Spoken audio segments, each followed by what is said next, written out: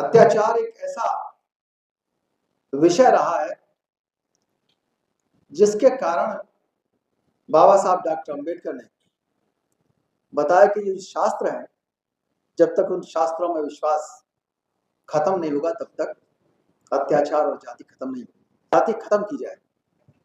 हाँ, आरक्षण खत्म करने की जो चर्चा है वो बहुत ज्यादा आम है और यहां तक कि इतना हिम्मत होती है लोगों की कि जातिवाद आरक्षण के बाद आया है, आरक्षण से पहले जातिवाद नहीं था। झूठ बोलने की भी और ऐतिहासिक तथ्यों को इस तरह से उलट पुलट करने की जो ताकत है निश्चित रूप से उन्हीं लोगों में आ सकती है जो सैकड़ों साल से झूठ बोलते रहे।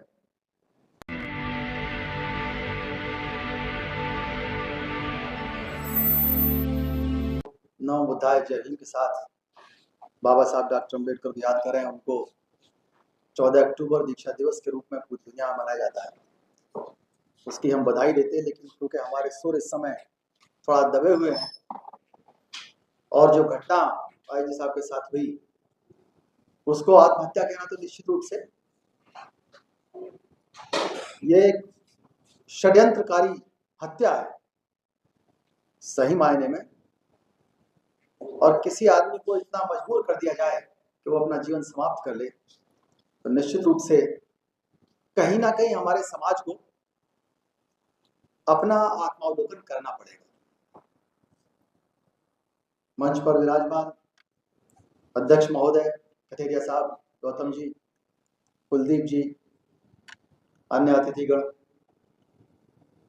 मैं धन्यवाद दूंगा कथेरिया साहब को कि उन्होंने बहुत जल्दी, चाहे कम ही लोग बुलाए हों लेकिन आप लोग सब इतने पढ़े लिखे हैं, उच्च स्तरीय हैं, 1.25 लाख से नीचे आपका प्रभाव नहीं होगा किसी का भी, और कार्यक्रम भले ही छोटा हो, आज मीडिया वाले, सोशल मीडिया वाले बंधु उसको इंटरनेशनल कॉन्फ्रेंस में अपना आप बदल देते हैं अगर आपके मुद्दे में, आपकी बात में दम है।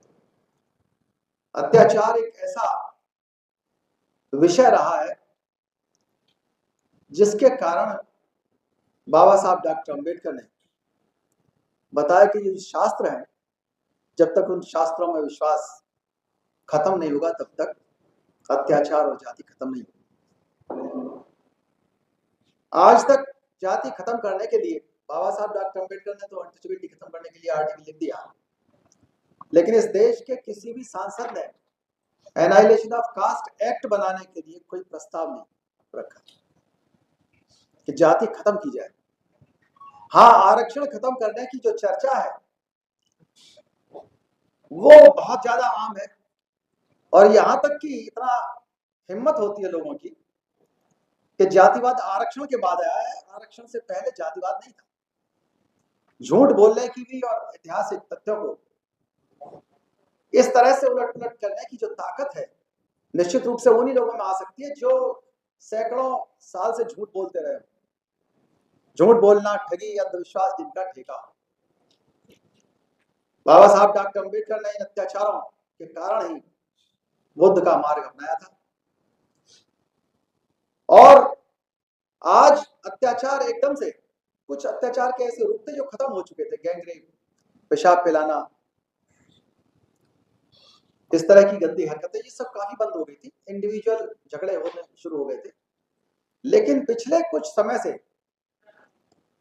इस देश में शास्त्रों का महिमामंडन, बाबाओं का महिमामंडन, उन परंपराओं का महिमामंडन खुलेआम शुरू कर दिया और यही नहीं, विज्ञान के खिलाफ, इतिहास के खिलाफ जहर उगलना शुरू कर दिया, जिससे शरारती तत्व, जो लोग ये जानते थे कि हम जाति गर्व के कारण इस देश में काफी दिनों तक अभी राज कर सकते हैं, उन लोगों को बहुत सारी हिम्मत मिल गई और उन्होंने ठेका ले लिया। एक बिरादरी तो लगातार इसी काम पे उतरी हुई है। लोकतंत्र में उनको मालूम है कि वो लोकतंत्र में अगर जाति जनगणना हो गई तो बहुत मुश्किल होगा उनका एमएलए एमपी बनना। इसलिए वो चाहते हैं जितने समय तक हम अत्याचारों के आधार पर, अंधविश्वासों के आधार पर राज करते रहे उतना ज्यादा अच्छा है, उसी में वो रात दिन लगे हुए और दबाने में लगे हुए। आईजी साहब की घटना के साथ साथ अभी हरिओम स्वच्छघाट था, उसको रायबरेली में मारा। लगातार हम लोग रोहित वेमुला का कांड हो, चाहे जो कांड हो यूनिवर्सिटीज के अंदर और सब जगह, इतने सारे कांड हो गए, कोई अखबार ऐसा नहीं होता जो हम और आप पढ़ते हो जिसमें अत्याचार ना हो। लेकिन अत्याचारियों को पूरी तरह से, चाहे वो मुन्ना कांड हो चाहे कोई भी हो, उनको ये मालूम है कि इनके साथ पुलिस नहीं खड़ी हुई है, इनके साथ मजिस्ट्रेट नहीं खड़े हुए, इनके जज नहीं है, इनके वकील नहीं है, और इनके अगर नेता है भी तो वो SC/ST एक्ट में समझौता कराने के लिए है। वो इनके लॉयल नहीं है, वो हमारे लॉयल है, क्योंकि वो रिजर्व सीट पर भी हमारी दया दृष्टि से चुने जाते हैं। ये नेता ऐसे। बुद्ध की बात को अगर मान लिया होता कि जाति खत्म कर दो, विद्वान राइस डेविस ने कहा कि बुद्ध की बात को अगर मान लिया होता तो इस देश के अंदर बहुत बड़ा विकास हो गया होता। इस बात को 2015 में जिम यांग किम, जो वर्ल्ड बैंक का उस समय चेयरमैन था, उसने दोबारा से कहा कि इस देश का विकास तब तक नहीं हो सकता जब तक कि जाति खत्म ना हो जाए। लेकिन जाति इतनी शक्तिशाली है कि उसने बुद्ध के धर्म को तोड़ा, जैन धर्म को तोड़ा, मजबूर कर दिया, वर्ण व्यवस्था में मिला दिया। बाद में कई आंदोलन चले, बाहर से विदेशी आए, शक आए, हूण आए, कुषाण आए, मुगल आए, डच, फ्रांसीसी सब आए। जो ताकतवर थे उनका क्षत्रियकरण कर दिया, जो नहीं रहना चाहते थे वो वापस चले गए, पुर्तगाली हो, फ्रांसीसी हो, अंग्रेज हो, जिन्हें पसंद नहीं थी। लेकिन जाति व्यवस्था ने उनको अपने में मिला लिया। जो मूल निवासी रहे, यहीं के रहे, उनको दबाना शुरू कर दिया। यह स्थिति ऐसी आ गई कि जाति अपने आप को अमीबा की तरह से बदलती रहती। भारत आजाद हुआ, संविधान बना, लोकतंत्र आ गया। अब सबसे बड़ा जो दुश्मन है इस देश के पूंजीपतियों का, जातिवादियों का, मूलवादियों का, वो दुश्मन है आरक्षण। और जब आरक्षण अकेले SC/ST को मिलना शुरू हुआ तो मद्रास हाईकोर्ट ने तुरंत ही उसको खत्म करना चाहा था। फिर फर्स्ट अमेंडमेंट करना पड़ा पार्लियामेंट को और रेस्टोर हुआ आरक्षण। लगातार उसके खिलाफ वो कुछ ना कुछ कॉन्स्पिरेसी करते रहते हैं। क्रीमी लेयर का कंसेप्ट लेकर के आए थे, 1970 में ही शुरू कर दिया था। SC/ST के जो लोग हैं, ये जो इनकम टैक्स पेयर्स हैं, MLA MP हैं, अधिकारी हैं, इनको नहीं मिलना चाहिए। अंदर से भी कुछ ना कुछ उन्होंने सपोर्ट लेनी चाहिए। कई लोगों ने रिट डाल रखी है। उन्हें यह मालूम था कि अगर लीडरशिप करने वाली पहली पीढ़ी, दूसरी पीढ़ी आ गई तो वो हिस्सा मांगेगी हर जगह, और SC/ST को मिल गया तो हो सकता है वो OBC के लिए भी मांगे, OBC के लिए मांगेगी तो कल को माइनॉरिटी के लिए भी मांगेगा। और निश्चित रूप से कल को, क्योंकि वो बहुत बड़े दूरदर्शी हैं, वो बहुत आगे की सोचते हैं, इसीलिए समय से पहले समझौता कर लेते हैं और समय से पहले अत्याचार करना शुरू कर देते हैं। दबाव से काम चला तो ठीक है, नहीं तो समझौता भी कर लेंगे, पैर भी छू लेंगे और एहसान भी कर लेंगे, कृपा भी कर लेंगे, ट्रांसफर पोस्टिंग सब कर देंगे। दिक्कत उनको जब आती है जब हिस्सा देना पड़ जाए। उन्हें मालूम है ये हिस्सा देना, अगर डेमोक्रेसी ने साइंस को और हिस्ट्री को अपना लिया तो हिस्सा देना पड़ेगा, आज नहीं तो कल। ये स्थिति हो जाती है। और इसीलिए उन्होंने लगातार एक एक चीज पर प्रयास किया, चाहे वो रिजर्वेशन इन प्रमोशन को खत्म करना हो, चाहे आज 2014 से अब तक 89,441 स्कूल बंद कर दिए गए और वहां आसपास में शराब की दुकानों की संख्या बढ़ा दी गई। एजुकेशन से बहुत ज्यादा नफरत है।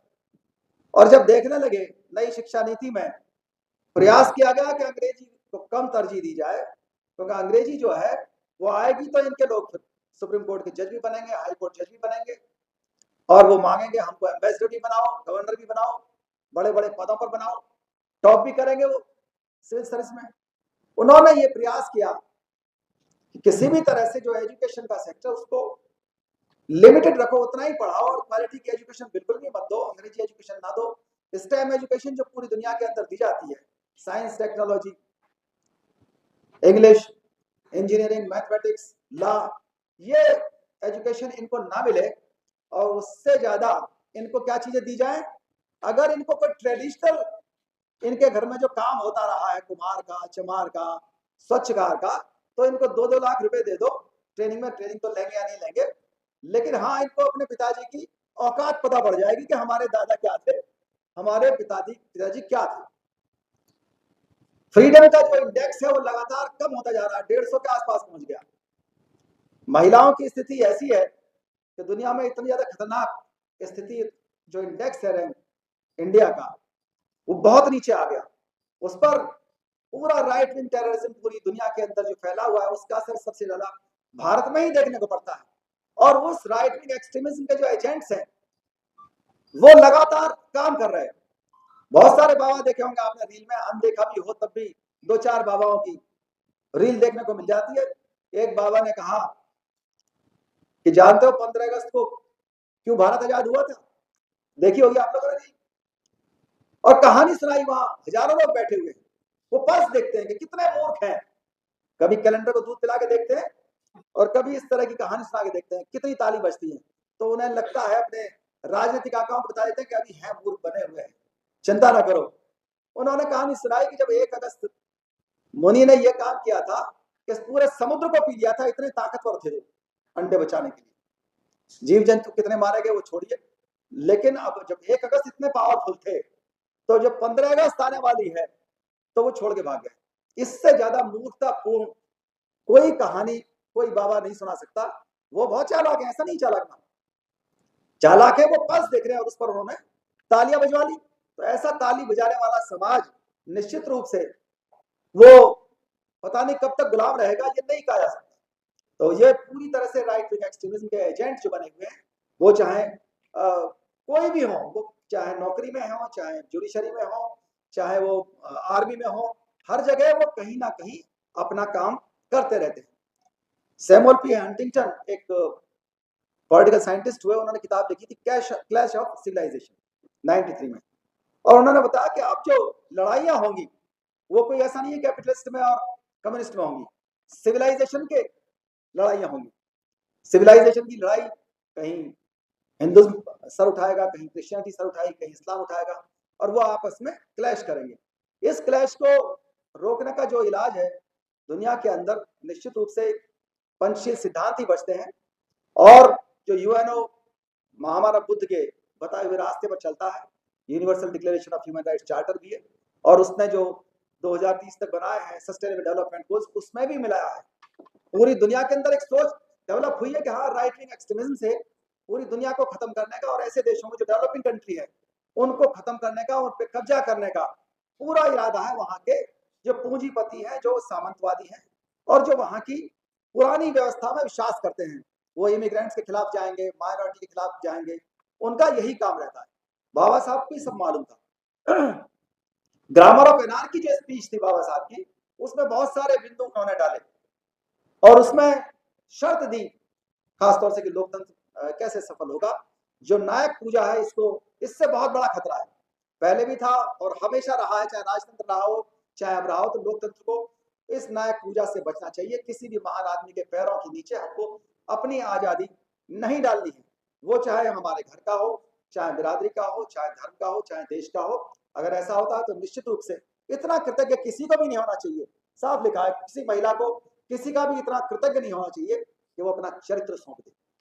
किसी देश को इतना कृतज्ञ नहीं होना चाहिए कि वो किसी नेता के सामने अपनी जो अस्मिता है, अपनी आजादी है, वो सौंप दे। सारी चीजें उन्होंने एक साथ कही और बताया कि यह असमानता चाहे किसी भी रूप में हो, अगर रहेगी तो लोकतंत्र को खतरा है, संविधान को खतरा है। अगर विपक्ष कमजोर हो गया तो निश्चित रूप से विपक्ष की कमजोरी अपने आप टायरनी ऑफ मेजॉरिटी को लेकर के आएगी। संवैधानिक जो नैतिकता है वो समाप्त हो जाएगी। और क्या हो रहा है, बिल आया और पता ही नहीं पड़ा कब पास हो गया, चर्चा ही नहीं हुई। जो व्यवस्था है, जो पार्लियामेंट्री सिस्टम है, जो हमारा रिप्रेजेंटेटिव गवर्नमेंट का सिस्टम है, वो फॉलो नहीं किया जा रहा, और बिल पास होकर के चले जाते हैं। जिस बिल को पास नहीं करना होता उसको हो हल्ला कराएंगे, ज्यादा से ज्यादा क्या होगा कि उसको कमेटी के अंदर डाल दिया जाता है। मोरल ऑर्डर कोई डेवलप नहीं हो पाया। अगर बाबा साहब का सपना पूरा होता और एक मोरल ऑर्डर और पब्लिक कॉन्शियस पैदा हुई होती, और लोगों को लगता कि हाँ, इस देश के उत्थान में हमारा उत्थान है, इस देश के पतन में हमारा पतन है, यह स्थिति अगर होती तो लोकतंत्र की जो यात्रा है वो और सुगम होती, संविधान और सुरक्षित और संरक्षित रहता, लेकिन बाबा साहब की बताई हुई शर्तों को अनदेखा किया जा रहा है। इसकी जिम्मेदारी हमारी आपकी सबकी है। और कष्ट जब होता है जो इंटरप्रेटर है कॉन्स्टिट्यूशन ऑफ इंडिया के, जब एक जज ये बात कहने लगते हैं कि मोर मोरनी के जो बच्चे हैं वो आंसुओं से पैदा होते हैं, तो वाकई संविधान तो खतरे में होता है। निश्चित रूप से वकील भी बेचारा क्या कहेगा। और मैं नाम नहीं लेना चाहूंगा, अगर मान लीजिए ऐसे निर्णय हमारे लोग भी करने लगे हैं जो वाकई में आम आदमी के फेवर के नहीं है। एक निर्णय अभी आया, वकील साहब सब जानते हैं, मैं नाम नहीं लेना चाह रहा, इस समय नाम उनका लेना ठीक नहीं है। उन्होंने निर्णय ले लिया कि LLB करेगा लड़की हो या लड़की, और उसके बाद PCSJ में जब बैठेगा जब 3 साल की और प्रैक्टिस कर लेगा। उन्होंने सोचा ही नहीं कि इस देश में लड़कियों की शादी किस उम्र में कर देते हैं लोग, बाल विवाह ना भी करें और LLB करने के बाद 3 साल और वेट करेगा। वो 3 साल पढ़ाई का खर्चा गांव का किसान मजदूर कैसे दे देगा, कहां से देगा? उसकी उम्र हो जाएगी 30 साल के आसपास, और कोई जरूरी थोड़ी कि पहले चांस सिलेक्शन हो जाए। ऐसे निर्णय करने लगे। क्रीमी लेयर के बारे में हमारे जज साफ साफ बोलने लगे जो हमारे बीच से गए। ऐसा कठपुतली बनने की क्या आवश्यकता? ये बाबा साहब डॉक्टर अम्बेडकर के वे बैक टू सोसाइटी के सिद्धांत के खिलाफ। क्रीमी लेयर, किस बात की क्रीमी लेयर भाई? आपके ऊपर जूता फेंका जा रहा है, आपके लोग आत्महत्या कर रहे हैं, आपको पढ़ने नहीं दिया जा रहा, किस बात की क्रीमी लेयर? और यहां तक कि जो संपन्न SC ST या OBC का आदमी है उसके साथ तो ईर्ष्या और षड्यंत्र भी होते हैं। जो आम आदमी है, गरीब आदमी है, उसके साथ तो एक बार तो दया भी आ जाएगी, उस पर एहसान करना शुरू होता है। लेकिन जिसको पता है कि वकील साहब बहस करेंगे, ये मानेंगे नहीं, रिटायरमेंट होने के बाद ये MP MLA बनेंगे, और अगर पार्लियामेंट कहीं गलती से पहुंच गए तो निश्चित रूप से सवाल पूछेंगे, और सवाल पूछना मना है। जिस देश के अंदर आस्था की बात हो, जिस देश के अंदर शास्त्रों की बात चलती हो, शास्त्रों को जज कोट करते हो, उस देश के अंदर निश्चित रूप से क्या होगा? वहां न सिर्फ जज की गरिमा भी गिरेगी, आम आदमी की भी गिरेगी, और संविधान भी खतरे में होने लगेगा। उनके पास तो हर चीज है।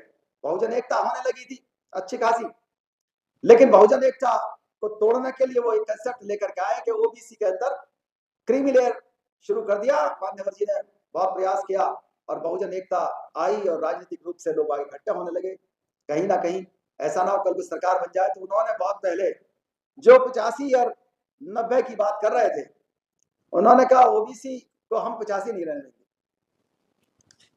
उन्होंने उनका डिवीजन कर दिया कि जो लीडरशिप है उसको तो कहते तुम तो क्षत्रिय हो जाओ, बाकी को रिजर्वेशन मिल जाएगा। अब जो क्षत्रिय हो गए उनको क्रीमी लेयर का विरोध करना चाहिए था नेताओं को। भाई क्रीम जब क्रीम नहीं है तो क्रीमी लेयर का? जिन 10% लोगों पर इस देश की 90% वेल्थ है, ऑक्सफैम रिपोर्ट कहती है, उनको क्रीम क्यों नहीं घोषित किया? उनको तो आप आज भी अड्डे दे रहे हो, रेलवे स्टेशन दे रहे हो, सारी चीजें दे रहे हो। और जिन OBC के लोगों ने या SC के लोगों ने लोन लेकर के मकान बना लिया, तो रहे सर्विस में, सेंट्रल सर्विस में, हम ऑल इंडिया सर्विस से रिटायर हुए। अगर मान लीजिए किसी ने लोन लेकर के मकान बना लिया, तो क्या वो क्रीमी लेयर में आ गया? या वो भ्रष्टाचार करने के लिए फ्री था आपके पास? भ्रष्टाचार करने के लिए फ्री छोड़ना तो अनैतिक है ना। तो ये स्थिति हुई। बहुजन जो 85 और 15 की लड़ाई थी उसको वहां तोड़ा, फिर रिजर्वेशन एंड प्रमोशन को इस तरह से किया कॉन्सिक्वेंशियल सीनियरिटी दे करके कि SC के खिलाफ OBC भी खड़ा हो गया और माइनॉरिटी भी खड़ा हो गया, होगी बहुजन एकता चिन्ह में। और ये हुई क्यों थी? हुई इसलिए थी कि इस देश के अंदर 4 डॉक्यूमेंट इस देश के लिए बहुत जरूरी है। वो हर नेता को पढ़ने चाहिए, हर सामाजिक कार्यकर्ता को पढ़ने चाहिए, हर अधिकारी को पढ़ने चाहिए। गांव गांव में ग्राम पंचायतों को, जो पंचायतें संवेदनशील है, उनको पढ़ाना चाहिए 4 डॉक्यूमेंट। नंबर 1 भारतीय संविधान, number 2 Hindu code bill, number 3 मंडल कमीशन, और चौथा है SC ST एक्ट। मंडल कमीशन की रिपोर्ट एक ऐसा डॉक्यूमेंट है, संविधान के बारे में तो आप जानते हैं। मंडल कमीशन की रिपोर्ट अगर लागू हो जाती पूरी, तो इस देश के अंदर इस समय तक कुछ और स्थिति होगी। और इस मंडल कमीशन की रिपोर्ट को ना तो बहुजनों के नेताओं ने पढ़ा और ना ही SC ST के नेताओं ने पढ़ा। उसमें साफ साफ लिखा हुआ है कि निजी क्षेत्र में भी आरक्षण होना चाहिए। मंडल कमीशन में यह भी लिखा है कि OBC को भी रिजर्वेशन एंड प्रमोशन होना चाहिए। जब SC ST के लिए रिजर्वेशन एंड प्रमोशन किया गया था, अगर वो OBC के लिए भी किया जाता तो ये खत्म नहीं होता। या जब OBC के नेता पावर में आए वो पढ़ लिए होते मंडल कमीशन को, उन्होंने ओबीसी के लिए कर दिया होता, एससी एसटी का ना खत्म किया होता, तो बहुजन एकता सड़क पर, गांव में, गलियों में, घर घर में दिखाई देती, बुद्ध का सपना साकार होता हुआ दिखाई दे रहा था। आज भी समाज जुड़ा है, ऐसा नहीं है नहीं जुड़ा है, क्योंकि अब पिट करके जुड़ा है, लेकिन राजनीतिक लोग बाग अभी उस हद तक नहीं जुड़े। स्थिति यह है कि आज माइनॉरिटी अलग रह करके उनके लिए मॉब लिंचिंग अलग होती है, हमारा जो एससी एसटी के लोग हैं उनकी ऑनर किलिंग अलग होती है, ओबीसी को भी नहीं छोड़ा जा रहा। धन्यवाद। जय भीम, जय भारत, जय संविधान।